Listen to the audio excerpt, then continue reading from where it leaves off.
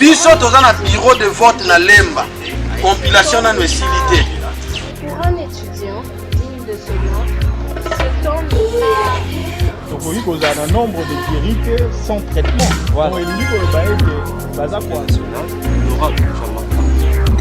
Après vote, bien sûr, depuis.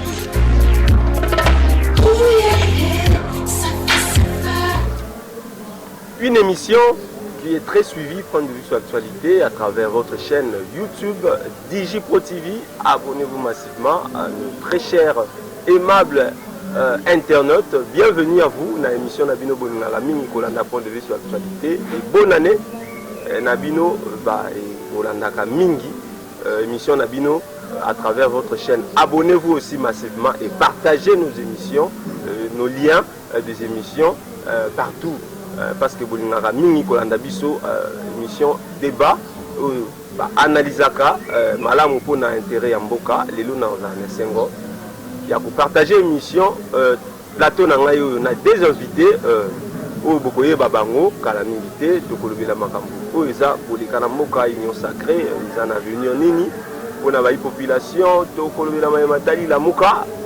La Mouka de Outi Kolanda dernièrement mon Mboka Martin Fayoulou a monté cabinet naé tokoye ba cabinet yango za pona nini eza na intérêt nini eko jouer rôle nini na Mboka tokolobela pe ba adhésion massive ya FCC ozo créer polémique na kati ya Union Sacrée ba population mingi baza kotuna est-ce que eza deuxième stratégie de FCC pour créer majorité dans la Union Sacrée pour continuer à bloquer le système. Il y a Fachi, président de la République, qui cache par réclamation souvent. Nous sommes en train de émission la vidéo de l'actualité. Boyi Boulamou, l'Ississou, un témoin d'Amboka. Journaliste, oui. Je commence d'abord par dire bon dimanche à tous les téléspectateurs. Oui. Pour Bazar Kunda la Bissou, Nangonga Oyo. Je suis très content de me retrouver en face des co-débatteurs. Oui, on a la Mouka. Je pense qu'avec qui est trop ça, l'émission Moko Yamalam, l'émission Moko pédagogique pour la Batoua Hollanda Bisso, et vous permettre de bailler Bamakamoni, ils ont évolué pour le moment dans la politique de Bisso Yamboka. Merci. Moi, la Mouka Kapes Kiwaka, nouvel élan. Oui, mais en tout cas, merci beaucoup. Merci parce que l'équipe à période il y a pas fête. Sanité, nous avons sous la Covid-19. Bonne année nayo, bonne année na bandeko bazo landa biso na nzela ya etandoike oyo bino bopesa biso espace tolo bato sur la masolo ya mboka mais ya bato te. En tout cas, na pesi ba téléspectateurs, merci bala continuer ko landa po ete biso na bango tozala kaka na nzela moko ya lisolo yango. Nouvel élan, ils ont un peu bousculé, ils ont un peu déstabilisé. Non, le nouvel élan ne peut jamais être déstabilisé. D'ailleurs, qu'est-ce qui va déstabiliser le nouvel élan? Nouvel élan, ils ont formation politique, oyo, ils ont force, il y a proposition. On va débaucher les lots. Non, nouvel élan, ils ont force, il y a proposition, na force, il y a contradiction. Le nouvel élan ne peut jamais être débauché tant que leader na yemokona na mutu moko ba débauchaka été azalaka awa na période ya Mobutu azalaki inspecteur de finance. Vénérable Antoine Gizenga azalaki na exil, mais leader na ya parti le camarade Adolphe Muzito, malgré opulence il y a un père na ya Mobutu, le camarade Adolphe Muzito a traversé à l'époque il y a un père atika toujours palou. Et à Mouta Constance, tango à Palou Makambo Mone comme Nyamu Nyamu, Palou Ndeko Kabila Makambo comme Nyamu Nyamu, éclairage de mon analyse c'était un moni nouvelle orientation au Ebima qui a pensé à ça. Voilà, règle du jeu, pas d'injure, pas d'insulte, respecter l'opinion à Moninga, et que ça ramala mokona respecter pe baebazo la nabisu. Natikalinao. Union Sacrée, vous avez parmi bateau vous faites ça qui a une chance qui est dès le début. Les lotos le baquet, la Mouka, Balibia il y a la Mouka, Bazar prophète de malheur, il y a Mboka, ou soit baza ba visionnaire pour l'intérêt ya mboka. En principe faut baki eza union bato babenga yango union sacrée, union sucrée, union saleté, union sacrée eza ba kombo ebele. Nga nangi totikala nanu na principe. Oui. Est-ce que union oyo ozobenga sacré, il y a quoi de sacré dedans? Olanda vidéo ya ndeko moko songolo député na ya ate pona cité bakombo bato. Oui. Aloba lolenge nini o bango bakomaki na kati ya union sucrée wana. Union sacrée. Alobaki lolenge nini o bango bakomaki na kati ya union sucrée. Et de un, eloko zo bangisa liso ezani. Dans une république dite démocratique, on ne peut jamais considérer les élus du peuple comme des marchandises, des piments, des oignons, des patates douces. Oui. C'est-à-dire transhumance n'a pas. Au moins, député la moto au peuple qui va somba kaete. La majorité parlementaire se définit après les élections. Tant qu'on va élaborer la liste, oui. Après l'élection, il y a député dans le Parlement à se déclarer na obédience nini yazo se retrouver. Union sacrée sombi député moko te. Na lobi makamba somba te. Na lobi to talaki ba vidéo to yokaki to monaki. Ngai te mutu na lobaki ba député ba image ezali ba lobaki. Les amis après. Donc union oyo benga sucré wana oyo benga sacré. Union sacrée oui. Il y a rien de sacré dedans. Parce que les lots contenu à union sucrée wana eza nini? Union sacrée eza vision, chef. Vision. Chef de l'État alingi a travaillé selon vision na donc a travaillé selon vision na selon vision na lui les bon papa yo za mo parti sango. Vision o eza nini? Ngana ko tuno mituna te. Motuna o ba imboka bazo mituna yango wana. C'est une histoire qui est sans issue. Sans perspective d'avenir. Ezali deuxième grossesse ya FCC cash. Iboti mwana nango boti monstre. Oza commettre oza kotia ba doute na photosi na chité na yo, oza kotia ba doute na intelligence oza au sein ya union sacrée. La mère Mende, ba Moïse Katumbi, ba Jean-Pierre Bemba, ça ça c'est la continuité. En d'autres termes, c'est une forme de continuité. Ils allaient forme de continuité, ils ont s'exercer na forme mususu. Ngai na go émettre point de vue na ngai, ou soit na go formuler ba inquiétude ou bien ba doute, c'est tout à fait normal. Parce que les alliés, union sacrée, il n'y a rien de sacré là-bas. C'est une histoire sans issue, oui. Sans perspective d'avenir, sans projet de société. C'est un monstre. Peut-être à venir que ça vise au plus. Moi, Mboka Hervé, Jérémy, voilà, je m'excuse. Union sacrée et Salemi et Bandi, le discours du chef de l'État est 6 minutes. Au discours où il créa qui est un peu polémique, consultation après consultation pour n'avoir aboutir l'union sacrée. Parce que le chef de l'État a mon avis que la coalition FCC Cash et Bandi a bloqué fonctionnement Mboka. Il a créé l'union sacrée, la vision pour Bameka, pour Tambola, Malam. Parole. D'abord, je commence par dire que nous, les gens du FCC, nous allons toujours poser les leader Nabiso Joseph Kabila Zalaka. Ceux qui ont vu que Joseph Kabila bien Azalaka JTT, Azalaka toujours posé, et puis Azalaka na calme. Aujourd'hui, on parle de l'union sacrée.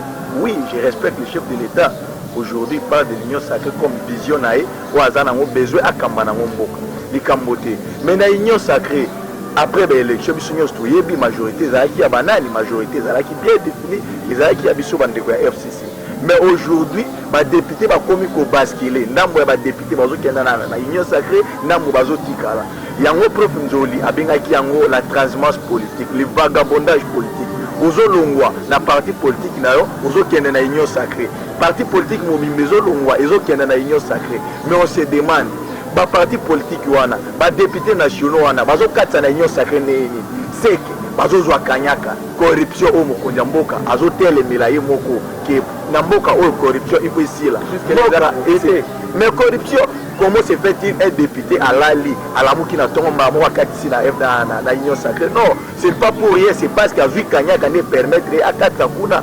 D'ailleurs sur l'andi ba vidéo ndeko moliera lobaki yango ndeko bandeko belé ba député belé ba lobi yango makambo ya mbongo kanyaka ndezo tambola pamba te parce que batouana o bazo mbongo ndé yango sala bakata bakenda na union sacrée. Mais moi je te rassure que mboka oyo kotambola nango malamu ezalaki lié na coalition FCC cash na kopanzana kaka président de la République n'est kaboli kaka coalition FCC cash. Je te rassure que rien ne va marcher. Rien ne va marcher. Pourquoi? Parce que aujourd'hui Moutinho Sozoya na carte union sacrée Azoya na cahier de charge na ye tout est Kolanda ndeko Jama Kabundu waza poche ya président de la République mais azoloba alobi nini ndeko Jama Kabundu alobi ya fandaki na audience au président accordaki na ndeko Jean-Pierre Bemba na ndeko Moïse Katumbi na kati ya oko ya audience wana ndeko Jean-Pierre Bemba azosenga pona ye faut bapesa ye primature ndeko Moïse Katumbi na ngambu na ye ya lobi pona ye faut bapesa ye Assemblée nationale. Mais posons-nous la question de savoir bazo kena na union sacrée pona ko servir peuple ou ba kena pona ko se servir parce que souvent kena na objectif ya ko servir peuple ba ko la ba poste était cahier de charge et ils ont la priorité mais aujourd'hui wana mboka Malembe na renoncé au Moukié dans le renoncé au Moukié on le dit que une coalition FCC cash, si je ne me trompe pas, et Panzani, ils ont déjà mabé. Parce que bateau, bazoya union sacrée, bateau, monsieur Soubazoya, député, monsieur Soubazoya, l'autre qui va partir dans Bango, j'ai bien dit. Mais Kassi, chef de l'État, a le bac clairement, il y a 2 ans, il y a 2 ans impatience, mais à Monikaka, Bandeko Bino va FCC pour changer de Bino va FCC pour continuer qui bloquer. Il y a un décidé qui a arrêté la coalition, a élargi la coalition sous forme d'union sacrée. Parce que les locaux l'union sacrée a comporté le côté. Coalition FCC cash et apporté qui ni. À un moment donné, il faut tous avoir un respect. À un moment donné, il faut tous avoir une honnêteté scientifique. On constate aujourd'hui que Bandeko Nabiso ya cash. Mingi bato ya IDPS bazolo baki biso FCC ndeto banda ko bloquer chef de l'État na coalition FCC cash ezaki kaka biso bato ya FCC ndeto banda ko bloquer chef de l'État ndeko na ngai eza bongote pourquoi ceux qui otali bien na kati ya coalition FCC cash ba ministre o bazo travailler kitoko eza ba ministre ya biso ya FCC ba ministre o ba osala bien eza ba ministre ya biso ya FCC ceux qui na parlement ba député o ba proposer ba loi eza ba député ya biso ya FCC oza na député moko te mutu moko te opéro et bisanga le contraire député moko te ya cash atikali ko proposer loi depuis début ya législatif kaka ba député ya la muka na yebite nazo lobela bandeko ya cash parce que lobeli nga makambo ya coalition FCC cash na yebisi yo ke biso bandeko ya FCC to travailler malamu président autorité morale na biso plutôt ayebisaka biso toujours to soutenir chef de l'État à réussir mandat na ye biso pe toujours soutenir chef de l'État à réussir mandat na ye toujours faire avancer mikolo leki awa bato babande ko sepe la gratuité de l'enseignement mais ceux qui tobi toujours la gratuité de l'enseignement o bande ko na biso lelo ba otuta na ngotolo to koloba nini parce que ministre o azali kolo wana Willy Bakunga FCC lui c'est kabiliste c'est un vrai kabiliste d'ailleurs maintenant on a aider chef de l'État à avancer au moins la teke biso tous la volonté ko faire merci mon mboka nazo songela yo na sentir que za maloba uzana yo la kopimisa na kopisa autant ya kolobela mon mboka ka presse avis contraire. Non, on a jamais avis contraire. Tu vois, on a un mariage na bango ya Borsoto. Bango moko bayi komona que ils alaki espèce de monstre aux agi sans issue. Et lelo bakei na deuxième grossesse aux obota lisusu monstre mususu.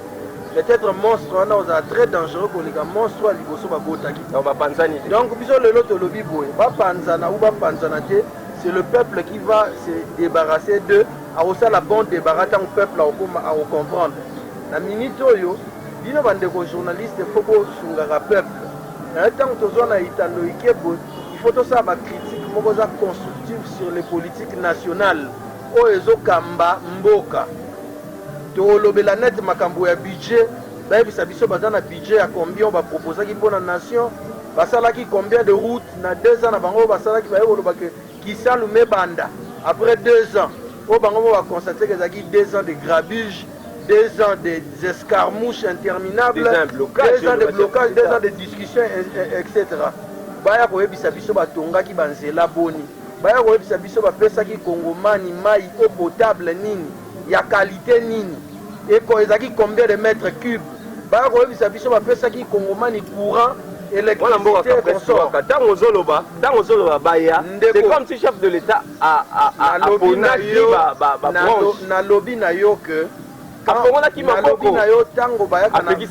nalobi tango bayaka na pouvoir bayaka kokorrige baerreur du passé ya pouvoir en place oyo ezalaki tango bino boye na pouvoir boye ko c'est noyauté na bameme erreur oyo ezalaki ya kala différence na bino ezate en termes de gouvernance aujourd'hui le kabylisme en tant que pensée en tant qu'instrument de travail en tant qu'idéologie en tant que politique nationale et les tshisekedistes en tant que vision, en tant que projet, en tant que politique publique, quelle est la différence?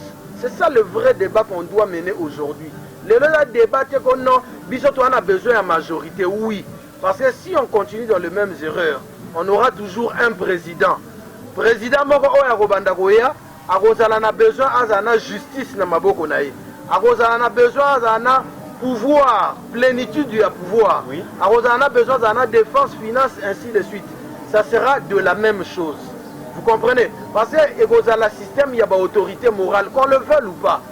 Il y a une autorité morale, le lobby Kabila, il y a un pouvoir totalitaire. Et aujourd'hui, ainsi de suite. Bon cité. Toroya, Toroya, sous le président Mokoya, pardon. On a besoin d'un pouvoir totalitaire. Il y a des et c'est ça le danger. La République ne va pas évoluer dans cette logique-là. 10 secondes. Qu'est-ce qui dérange la Mouka? Non, aujourd'hui. Pourquoi la Mouka vous offre cette sacrée chance? Bisso na la Mouka en tant que état d'esprit. Na la Mouka, d'ailleurs, ce n'est pas la Mouka, na peuple d'ailleurs. Qui est-il le peuple? Pour appeler sa dirigeant Oazo Kambabango chance. C'est la compétence, la volonté politique et cette volonté, la compétence de ça que Moutou Acha en place intelligence ya Kambamboka. Merci mon chance nabiso ou pas chance nabiso et reproduire et faire à mon côté. Merci mon avocat Capres Kiwaka. Mon avocat Jérémy Ndeko Capres. Na maloba na ye autu koloba pona tout clôturer na sujet na biso ya liboso eza déjà d'accord na bino déjà wa bengi c'était l'espèce de monstre voilà oh ezalaki déjà avant lelo o nyonso eza ko s'est passé eza pour l'intérêt à peuple te lelo bozo welela ba primature bozo welela ba Assemblée nationale, Sénat, tout ça, entreprise publique, il y a l'État. Au lieu de ça, le débat constructif, Oyo, et cause à la bonne intérêt, Yamboka, Abota, la peuple, la Kolia Nini, Akokotanga Nini, les lobbies, Bosa, Kosala, débat, à poste, union sacrée, Oyo, les presque Waka lobby, et ça, Kaka, débat, à poste, Nakati, Oyo, Bandaki déjà dans la FCC. Donc, les grossesse, Oyo, Yami Balé, ouais, FCC. Donc, rien ne change.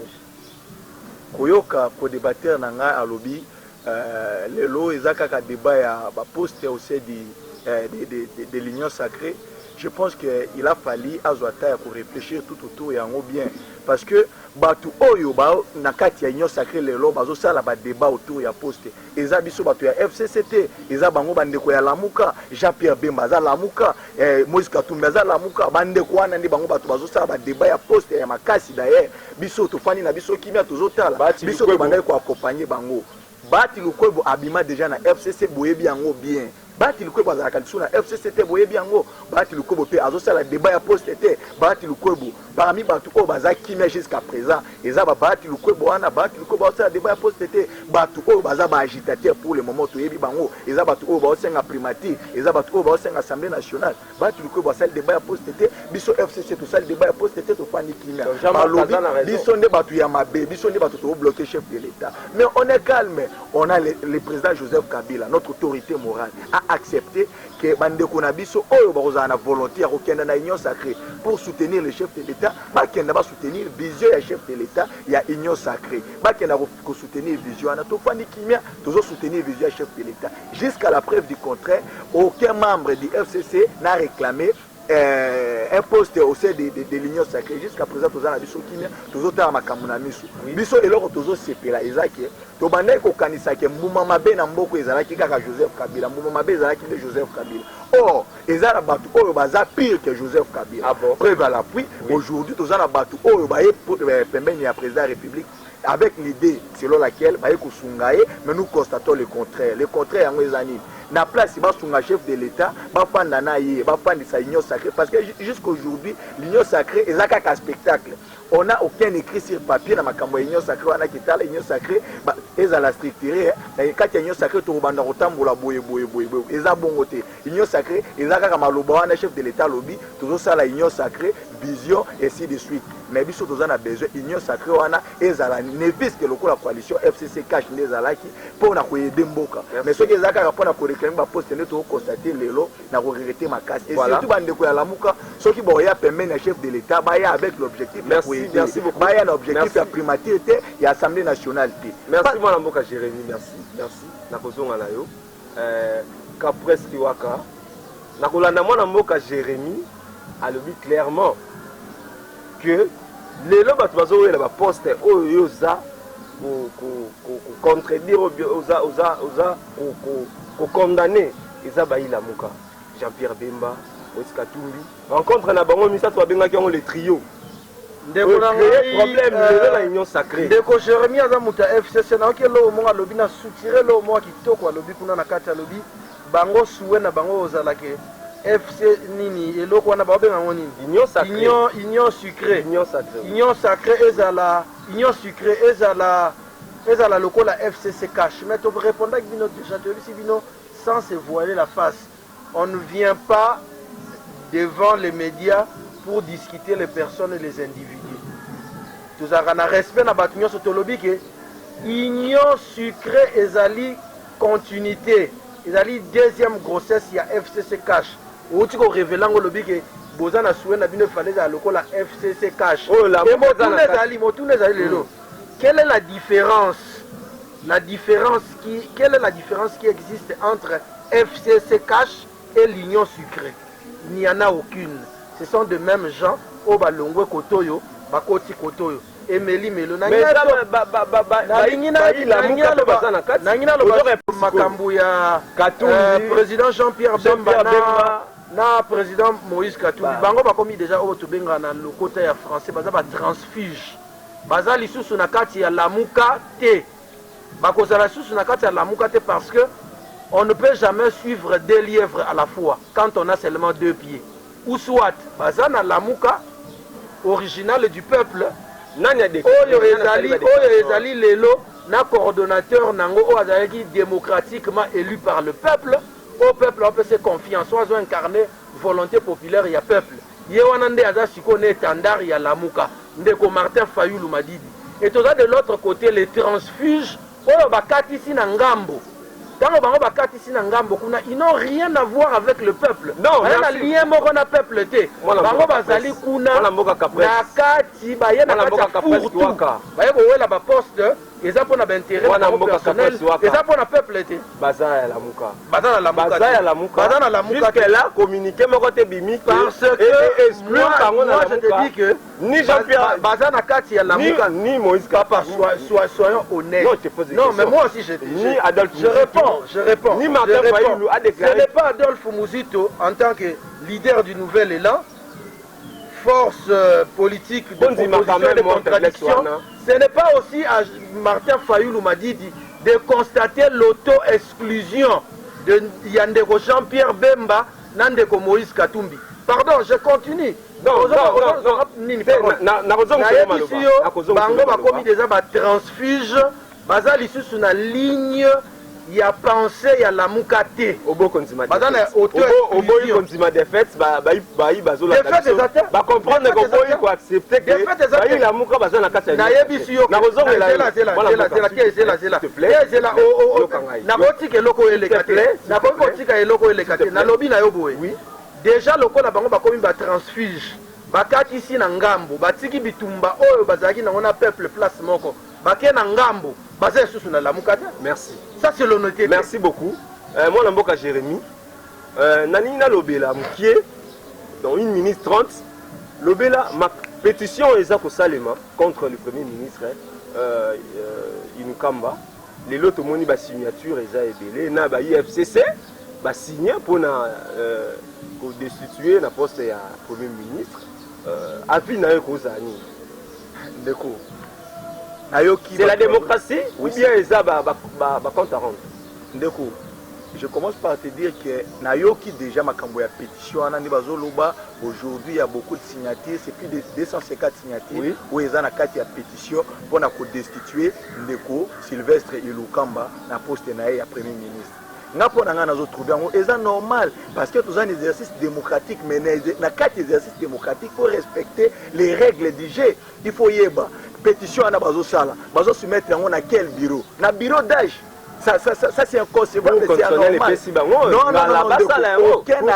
aucun arrêt de la cour constitutionnelle ils ont permettre na bureau d'âge ba statuer si question ana ya destitution ya Ndeko Ilukamba. Aujourd'hui toujours constaté que bandeko na biso o babandai ko juger biso à chaque fois o babandai ko décrier façon il y a Joseph Kabila ya ko gérer mboka babandai ko lobana biso to bandai ko violer ba texte mais aujourd'hui toujours constaté que au moins biso to bandai ko travailler pour na biso violation ya texte ezaki exception principe ezaki de respect à texte mais aujourd'hui toujours constaté que principe est comme des violations à texte et exception est comme des respect à texte. Merci beaucoup. Dans une démocratie c'est abominable. Merci beaucoup. Merci beaucoup. Merci beaucoup. Moi Namboka Jérémy. Ndeko Capresse, dernier mot dans 30 secondes. Non, chance aux ça na bureau ou bien na cabinet ou Martin Fayoulou. Non, papa, naina balé, naina 30 secondes. Naina bakisana moi muke onde kwa lobby. Dans la démocratie, il y a ce qu'on appelle le respect des règles de l'art. Tant que lobby que Ndeko Kabila abandait qu'on violer la constitution. Nous sommes venus au pouvoir pour être des modèles, pour s'agenouiller devant la constitution et de respecter la constitution à la lettre. Ndeko ebisho makambo ya malamu que bango bandaki ko respecter constitution pona.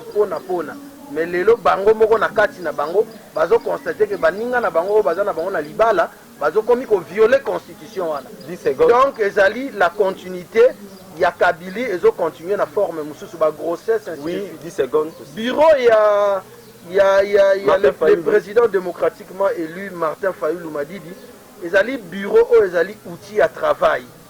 On ne peut un dirigeant, une personnalité ou bien un président, un PDG ainsi de suite au Kogi jamais bozala na fonctionnement sans ozala na bureau na auto cabinet na yo. Ils arrêtent donc cabinet on est simplement outil il y a travail il y a Ndeko Martin Fayoulou le président.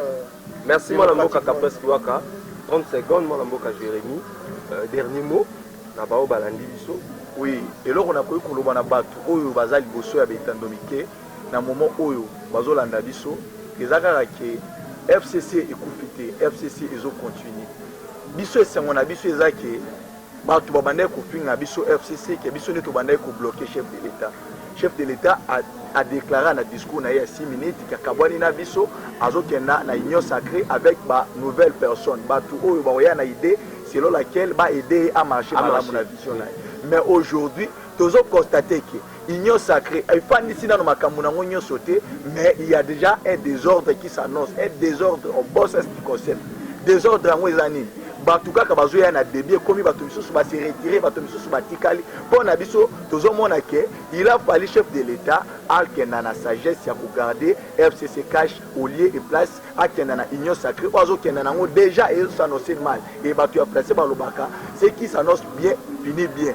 c'est que le conçoit bien, ça s'annonce clairement et le mot pour le dire arrive aisément. Sauf que ce que bande konabiso lelo il y a FC il y a cash bande konabiso il y a la muka oh bango pe ba powe la kinyo sacré wana jusqu'aujourd'hui et donc malamu zo zalaté kaka discussion ya ba poste.